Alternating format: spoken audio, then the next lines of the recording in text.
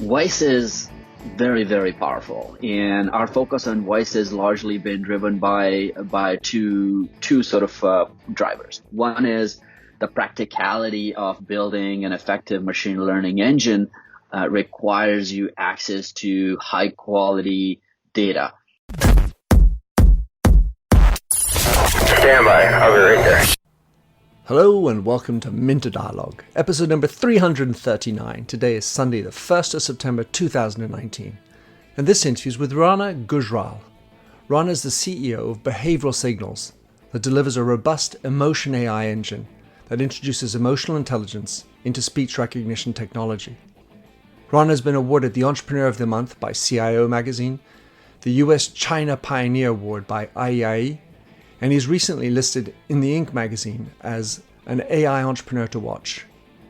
In this stimulating conversation with Rana, we look at how he and his team at Behavioral Signals break down emotions via voice.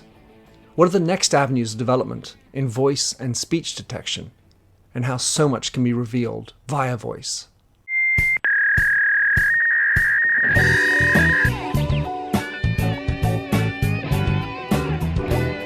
Welcome to the Minter Dialogue podcast, where we discuss branding and all things digital. I am Minter Dial, your host, and you'll find the show notes on my eponymous site, minterdial.com. Enjoy the show. Rana Gujral, great to have you on the show, piped in from sunny, I'm assuming, California. You are an entrepreneur, a speaker, investor, and CEO of Behavioral Signals, which provides software that delivers a robust and fast-evolving emotion AI engine that introduces emotional intelligence into speech recognition technology.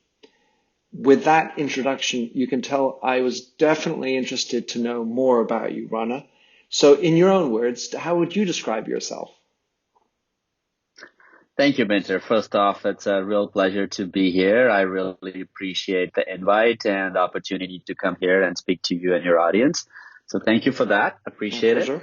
I describe myself as essentially an entrepreneur who is on a perpetual quest to pursue innovative tech that could then be built into meaningful businesses that add value to the ecosystem, and we create mutual value out of that technology. And I've been doing that for a while.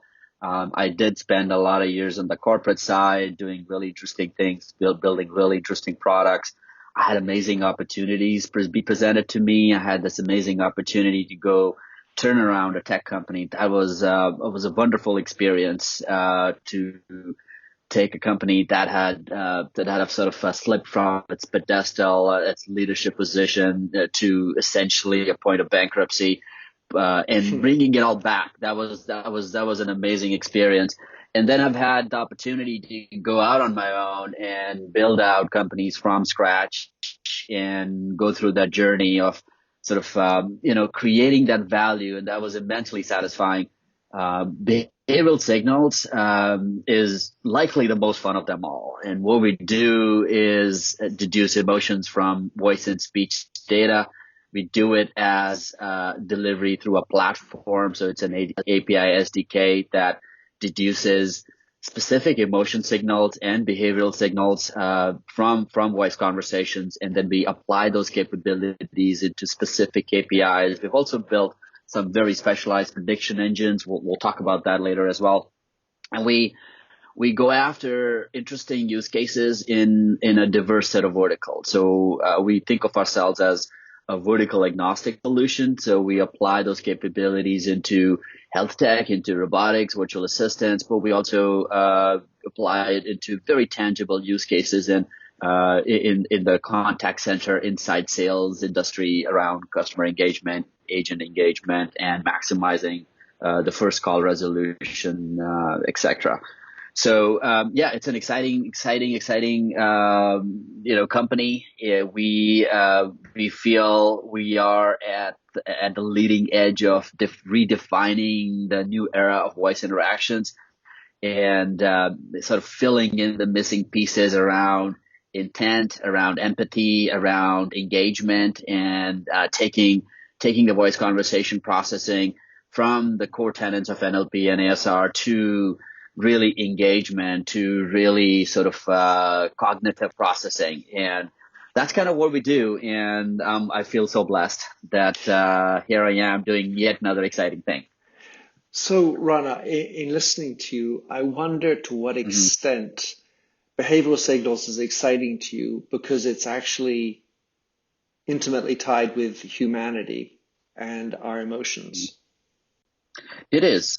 It is intimately tied to humanity and emotions. And the most fascinating aspect of behavioral signals to me is, when I've been fascinated by AI, like a lot of us, like you as well. And if you look at AI and the certain specific areas in which AI has progressed, and for me, the most interesting sub aspect of that progression has been around how we interact with inanimate systems. And it could be a virtual assistant, or it could be a robot, or it could be really essentially a simple kiosk at a McDonald's where I'm speaking to a virtualized entity to give my hamburger order, and it understands how I feel. It's making my recommendations, and those interactions are going to be very intrinsic, in our lives. They are today with virtual assistants. A lot of people use them today, but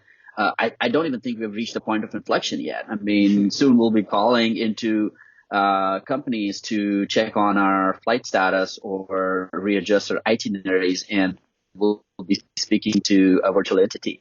We'll be speaking to a conversational robot that understands everything about us. It understands all of my history. It speaks to me in the most empathetic manner. It addresses my needs very accurately. It makes zero mistakes. There's no wait time, and I can't even tell if it's a human or non-human. And that's going to happen very soon. And that's fascinating because then now we're pushing into a level of user experience that hasn't existed for forever, for decades, and that would be groundbreaking. And so I feel in order to make that happen, in order to get to that point, which I think we're very close to getting to, we have a lot of these other pieces in place. We have capable ASR NLP systems in play. We have the bandwidth, we have the processing, we have special causality engines that can come out with insights from CRM and from sentiment analysis data and know everything about me. But then it becomes about conversing with me, and conversing with me is hard because I'm a human. I'm unpredictable. I have emotions. I'm saying something and I mean something else, and I need you to relate to me as I go, not after the fact. And how do we make that happen?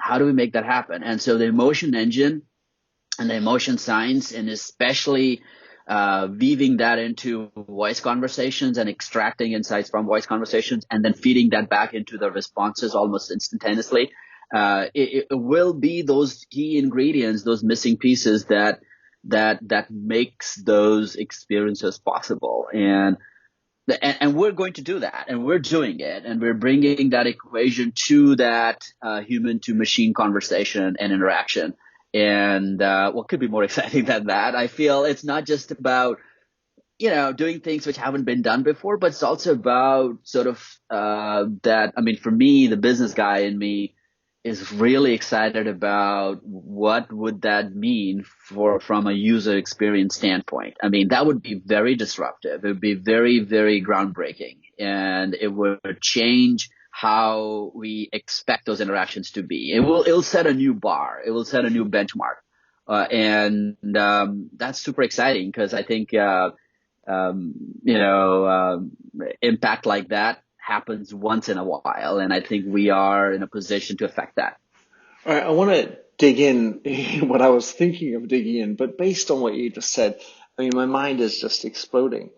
The idea of understanding all these emotions, breaking them down, I suppose involves tagging them, and then in real time feeding them back to the machine so the machine is able to mimic or provide a more appropriate tonality to the person to whom they're speaking or engaging with, if you will, presuming we're in a sort of an oral moment, because of course if we're not oral, we're doing text, it's a very different ball game. But having a bot that's able to speak back a la Siri, but in a way that immediately incorporates understanding the emotions of the person in front of them and has its own type of inflection so it sounds more real, that's where we're going?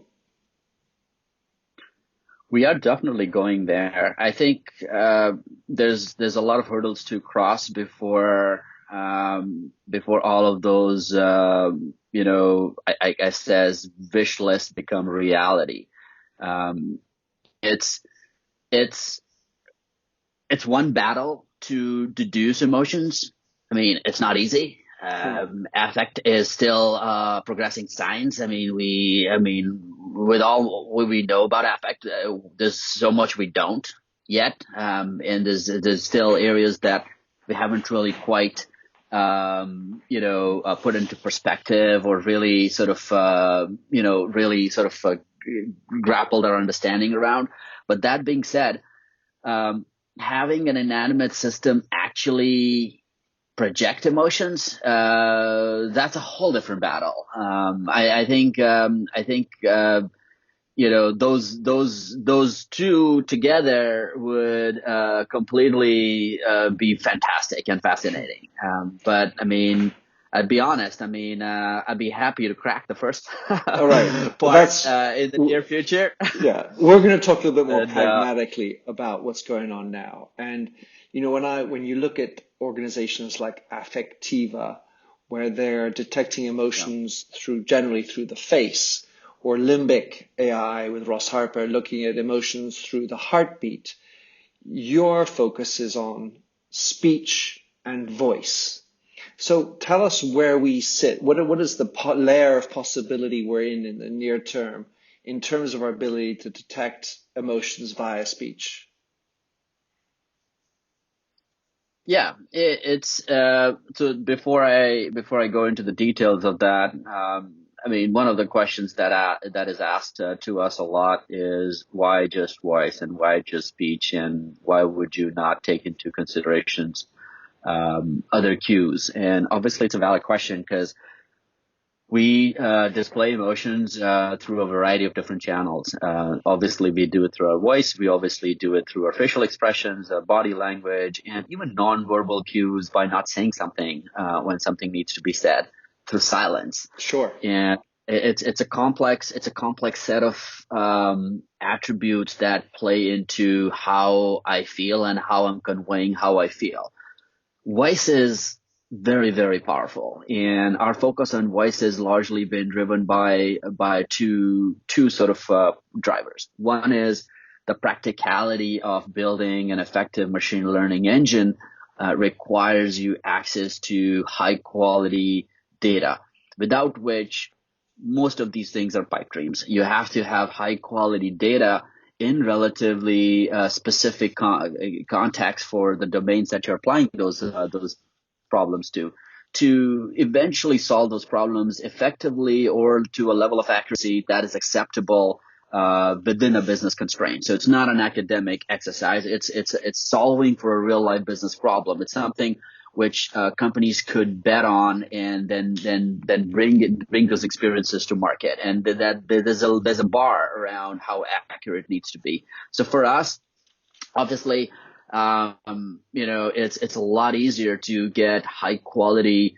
voice data that is in specific business context, whether you're looking at agent client conversations or you're looking at doctor patient conversations, and there's a good amount of voice data available, but there's not a lot of visual and video feedback data that you could take into processing, including from a privacy constraints aspects of it.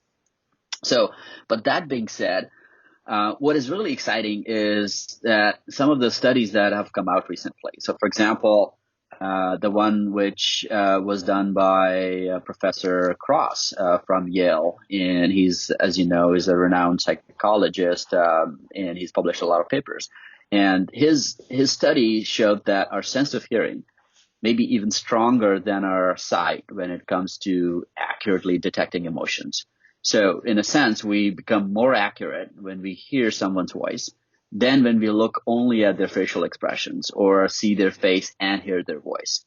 So in other words, you can sense someone's emotional state even better over the phone than in person. And that was groundbreaking because we knew it. We had that instinctual sort of feel towards that because our founders have dedicated 2 decades of their research in processing voice and voice interactions. And obviously, there's a lot of confidence that we've had in terms of sort of focusing on just voice.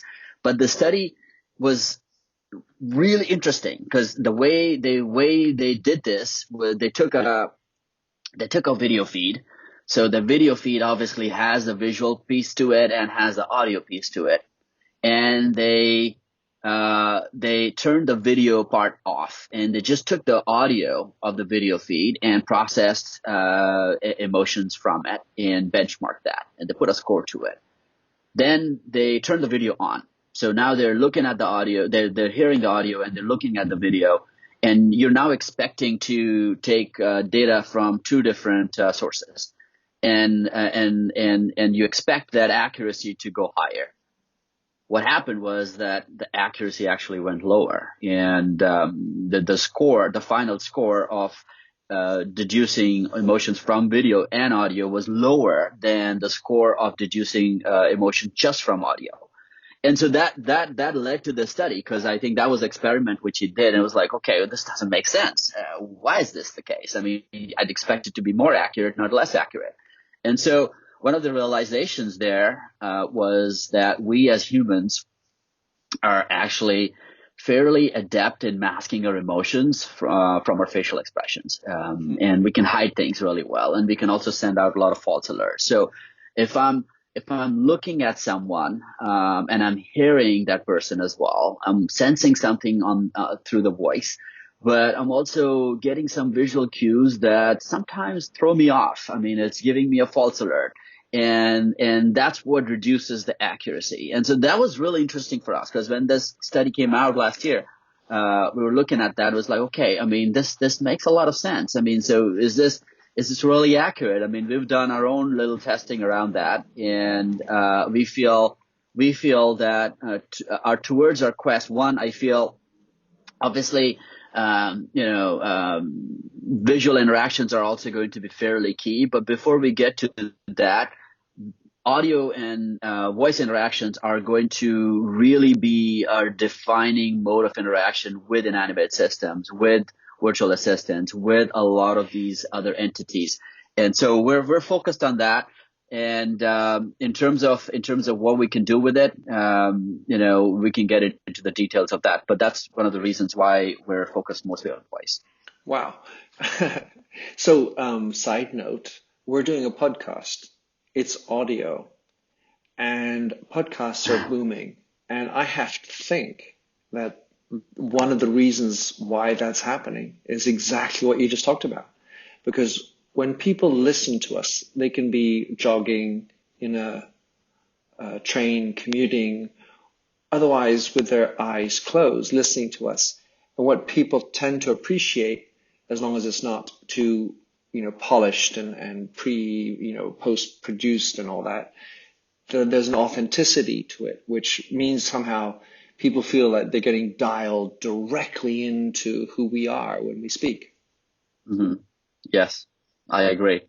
I completely agree. I've never thought through that question from that context, but I believe there's an aspect to relating to the participants in that conversation in a very intrinsic form when you're listening to people talk, and you're just queuing on that conversation, versus you're taking into all that other noise that comes into play when you're watching a video.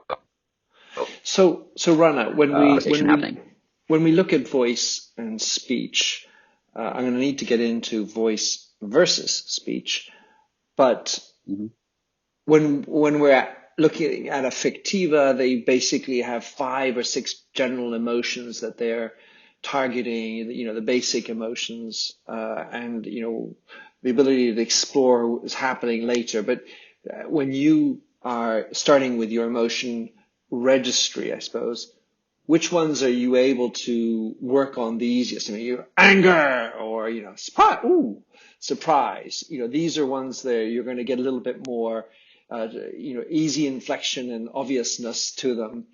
But, quizzical, these other sounds, by the way, that must go into understanding the emotions behind, how do you chart the emotions with regard to speech and voice?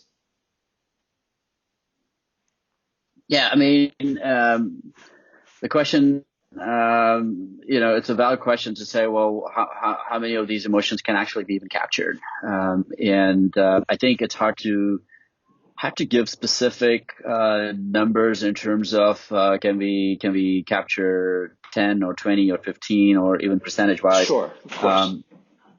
But I'd say, to the best of my knowledge, we're still missing a scientific study of, I'd say, of sufficient scale and universality, which would allow us to confidently link emotions that someone feels to what becomes observable after all. Like, so, I mean, culture, the specific emotion, age. I mean, think of young children. Sadness and anger can potentially become very obvious from their speech, and specificities of the situation, like someone's on the phone, they're sitting or not, they know the person they're talking to, etc., are factors which could affect what becomes observable after all. And so, I mean, this. I mean, emotional expressions are multimodal in essence, and there are situations in which a person's emotions may be more easily detected in their speech, and others in which face will give their emotions away. So, or it will be body language in other cases. So how much of our emotions will go into voice or be observable into other modalities can be highly variant. And I think, I agree. I'll admit that the optimal approach for detecting emotions would need to account for all modalities, including the content of what is being said. I mean, the actual words itself. But that said, voice remains a very superior mode for deducing emotions. What we have focused on is a variety of emotion and behavioral signals. I mean, we anchor on positivity. We look at that a lot. We look at specific emotional signals like anger, happiness, sadness, and neutrality. Those are the ones which are our main area of focus. We also cue into engagement and empathy. We cue into politeness. We cue into agitation. And those are the main areas. Like, I'd say, one of the things which we haven't quite cued into yet, but we're working on, is sarcasm. And it's hard. Sarcasm is much harder because it's also very culture specific. And, my methodology of displaying sarcasm could be very different from someone from a completely different cultural background or country. And so those, it becomes a little bit more complex. So in terms of what we go after is the specific signals that I talked to you about. Like, so again, just sort of reiterate, positivity, specific emotion signals like anger, happiness, sadness, and neutrality, engagement and empathy. Those are very relevant behavioral cues that are very, very relevant for the business KPIs that we apply to, and of course politeness and agitation, etc. So I hope that answers some of it. Yes, it does. It does. So when behavioral signals is working, you're tending to focus more on the voice rather than the words coming out of my mouth. So if I were to say, I am really happy, but I sound more sad or angry, you're more interested about the voice tonality as opposed to the words coming out of my mouth? Or are you working on both at the same level? No, that's a great question. And what we do is basically analyze speech in the following dimension, among others, but these are the main ones. So a subset of the measurements that we make, or essentially the features that we extract on speech are essentially split in, the dimensions of pitch and strength variation, so intonations, speaking rate, pauses, and overlaps. And this is what essentially emotions get down into. And these are the features which are then fed into a classifier and decides which emotions is there, if any. So at the end of it, at the core of it, a lot of it is hidden in the tone of the voice, pitch, and the energy. In general, prosody carries a lot of that information, but also tons of other cues contribute that are hidden in a black box we call machine learning or AI, and those are specific classifiers we build around a specific KPI that we're going after. In terms of the ratio, I'd say vast majority of our focus is on intonations.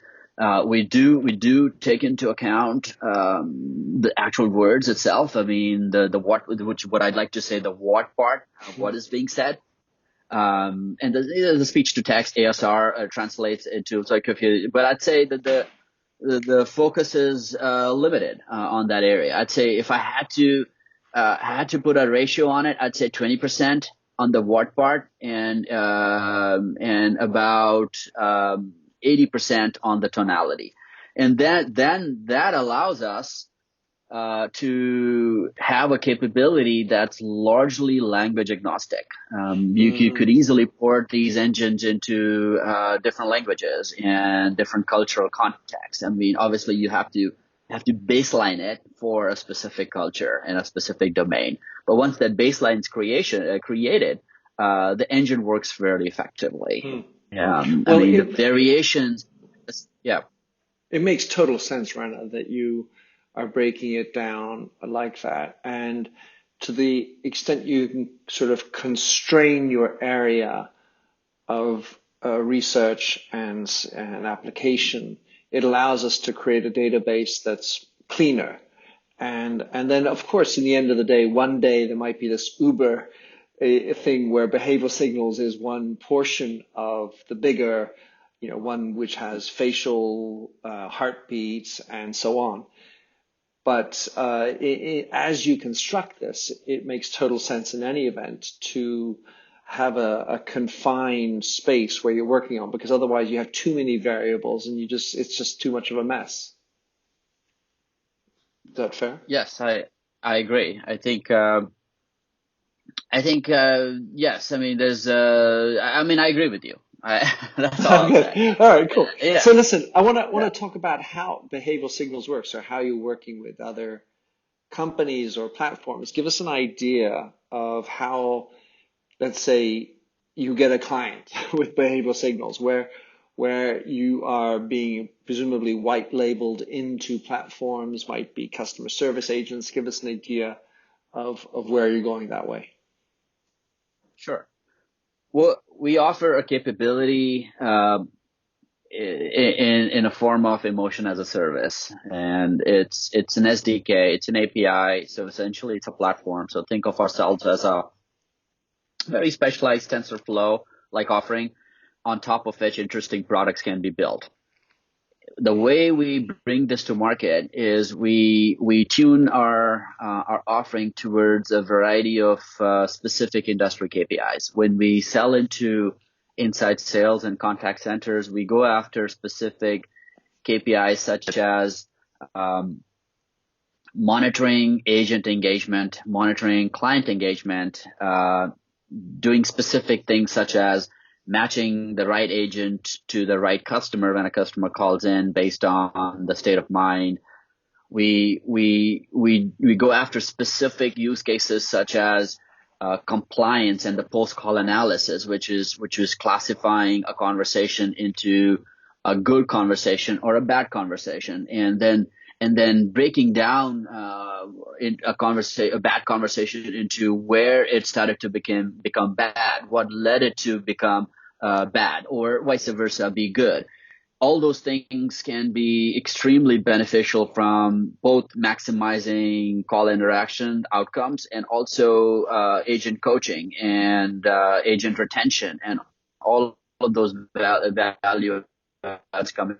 Specialized tools that are focused towards sales acceleration. So, for example, you're in a conversation with a client and you are being guided around how the conversation is progressing while you are talking to the client. So it's a live processing of the conversation, and the guidance comes in the form of, hey, you're speaking too fast, you're speaking too slow, or the client sounds angry, or you sound angry.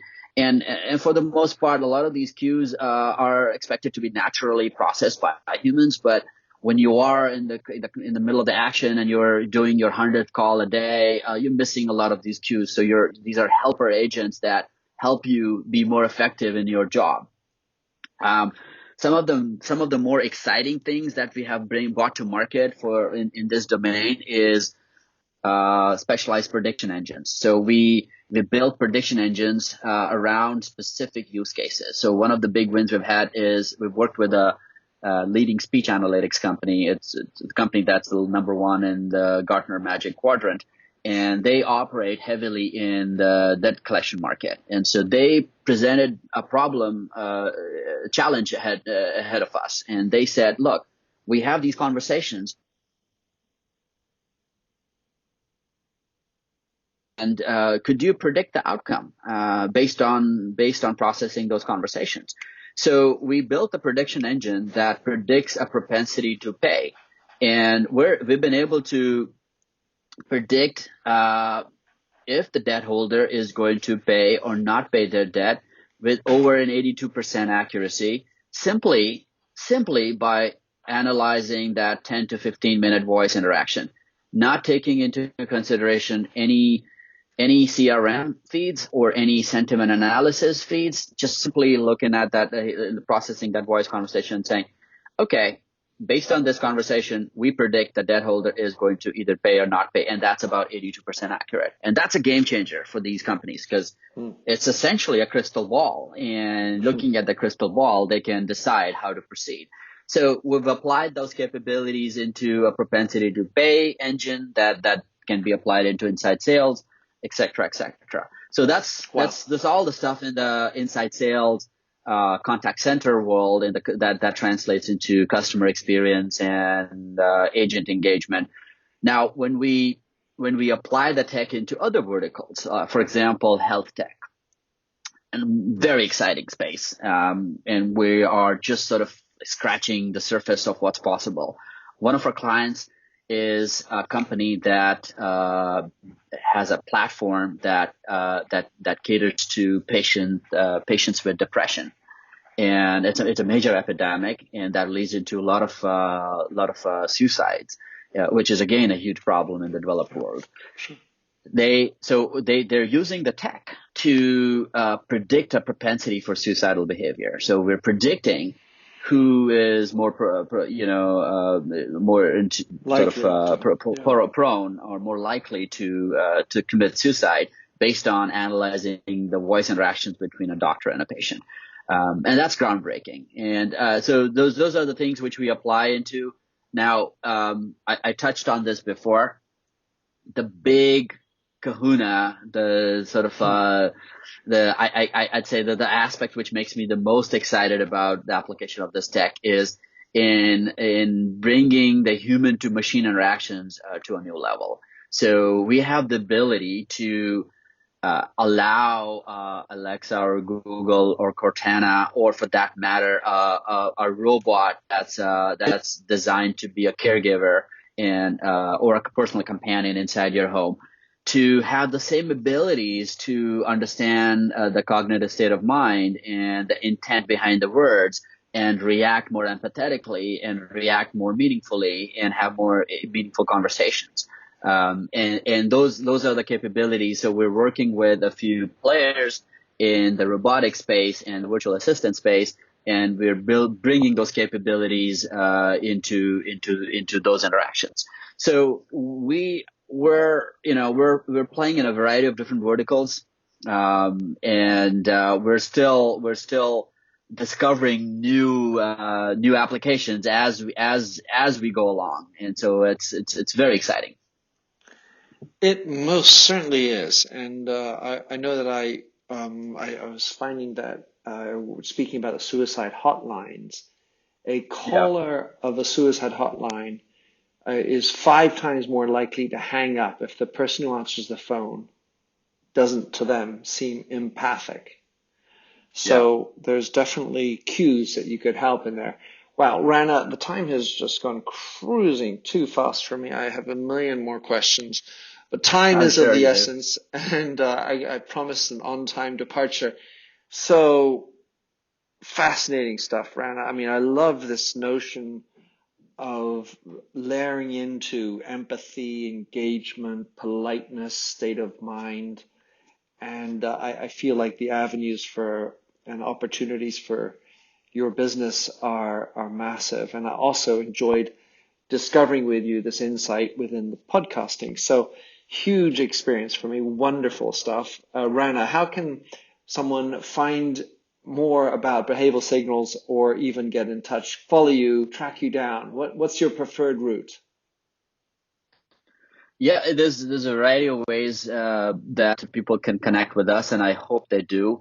We have an open API program that is especially focused towards and is geared towards students, academicians, individual developers who are looking to use this technology towards interesting use cases.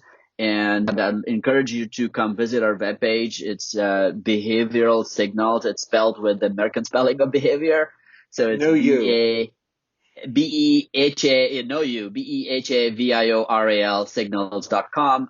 Please come visit and sign up for the API program. Our team will get in touch with you. You should be able to download and test it out and play with it. Outside of that, feel free to reach out to us either through a web page or through my social media at Rana Gujral at Twitter or ranagujral.com. You can come reach with me personally on my website, and I'm happy to ideate. I'm always happy to connect with people who have interesting ideas, even contrary ideas. That those are even more important to me. So, if you find this interesting and if you're working in this space, or if you'd like to work in this space and you would like to talk and interact, I'd love to talk to you. Superlative. Rana, thank you so much. It's been a wonderful experience. Thank you, Minter. Likewise, real pleasure. And again, I appreciate the invite to be here at your podcast. Pleasure shared. Thanks for having listened to this recording of the Minter Dialogue Show. You'll find the show notes and other blog posts on minterdial.com. If you enjoyed the show, please head over to iTunes to give a rating and review. And to finish, here's a song I wrote with Stephanie Singer, A Convinced Man.